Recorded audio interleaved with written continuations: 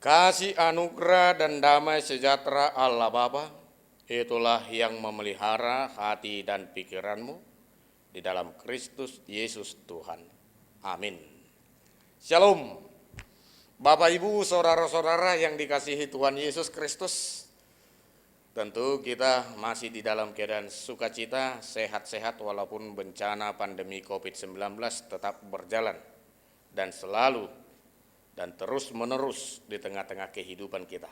Dan untuk menguatkan imun kita, terlebih rohani kita, mari kita terima sabda kebenaran firman Tuhan untuk kita hari ini, Kamis 20 Agustus 2020, yang tertulis dalam surat pertama Rasul Paulus kepada Timotius, pasal 2 ayat 1, beginilah bunyi firman-Nya.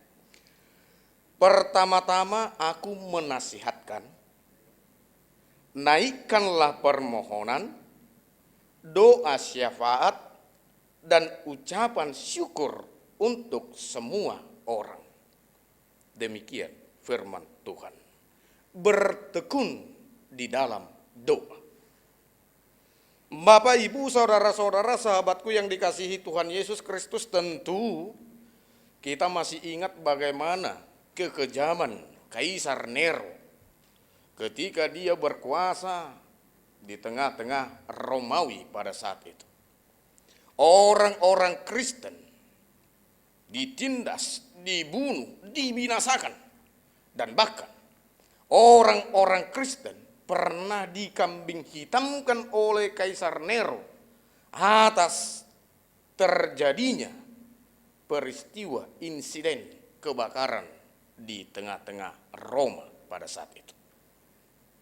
Sebagai seorang sahabat, Rasul Paulus mengingatkan serta menguatkan Timotius, yang pada saat itu adalah seorang pemimpin jemaat di Efesus, yang merupakan salah satu daerah kekuasaan Romawi.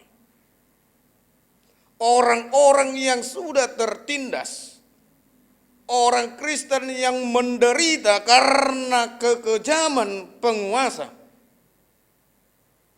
diajak untuk mau berdoa, menyampaikan permohonan, menyampaikan doa syafaatnya, ucapan syukurnya kepada Tuhan.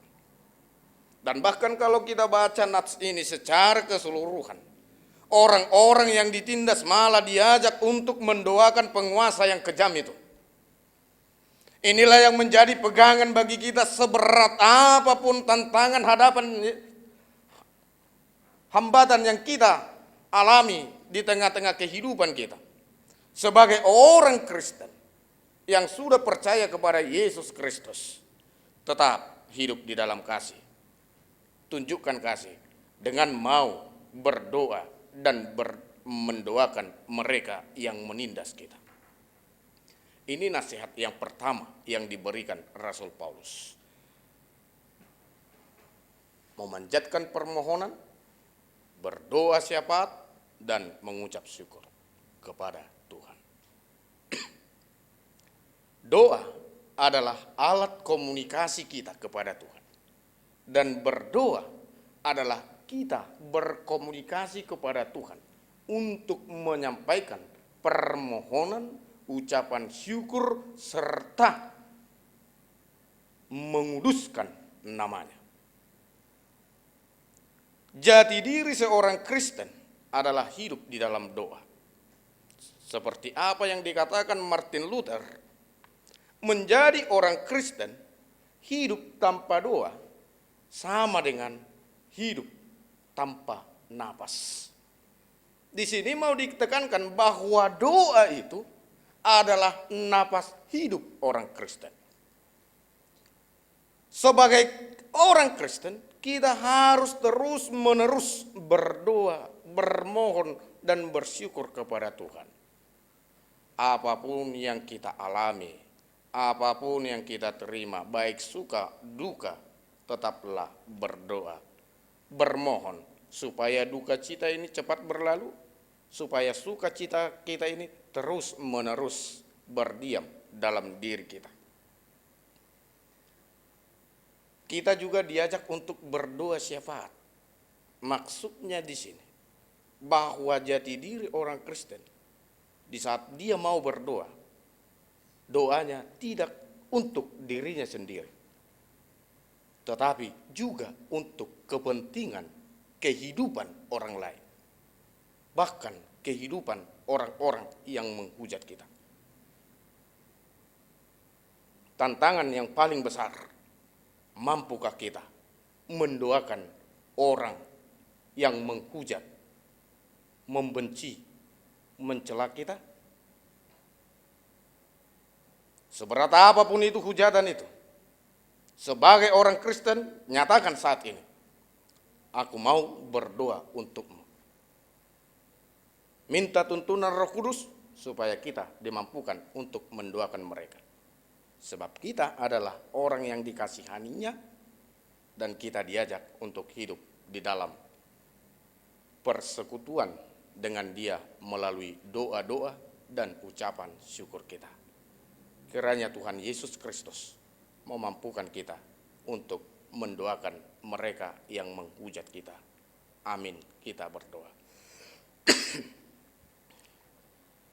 Bapa kami yang di sorga, yang kami sembah, kami muliakan di dalam nama Yesus Kristus. Tuhan, terima kasih untuk kebenaran firman-Mu. Tuntunlah kami melalui kuasa Roh Kudus-Mu supaya kami dimampukan untuk mengerti akan firman-Mu dan kami boleh menghidupinya. Supaya setiap apapun yang kami alami, penderitaan seberat apapun itu, kami tetap berlindung di dalam naungan kasih-Mu, di dalam permohonan, doa-doa, dan ucapan syukur kami. Sehingga setiap pergumulan, penderitaan yang kami alami, baik yang datang dari dalam diri kami ataupun dari sekitar kami, tidak menjadi penghalang bagi kami untuk tetap bersekutu dengan Engkau. Biarlah kami menjadi orang yang hidup di dalam kasih, walaupun dihina, dicela, dimaki, bahkan dibenci. Kami akan senantiasa berdoa untuk mereka, sehingga oleh kuasa doa kami, Engkau bermurah hati dan memulihkan kehidupannya, memperbaharui karakter dan pola pikirnya, sehingga di masa, di hari yang akan datang, mereka yang membenci kami akan berdamai oleh karena anugerah-Mu. Berkatilah setiap orang yang mendengarkan sabda kebenaran firman-Mu ini. Biarlah mereka di dalam sukacita dan penyertaan-Mu, sehingga mereka senantiasa bersyukur kepadamu, dan setiap apa yang mereka kerjakan membawa sukacita di dalam kehidupannya. Dan untuk satu hari ini, biarlah perjalanan pekerjaan yang kami pikirkan, orang-orang yang kami cintai, yang mencintai kami, bahkan mereka yang menghujat kami, serta hidup mati kami, sepenuhnya kami serahkan hanya ke dalam tangan pengasihan-Mu saja. Jadilah kehendak-Mu di dalam kehidupan kami masing-masing. Di dalam Kristus Yesus Tuhan kami berdoa dan mengucap syukur. Amin.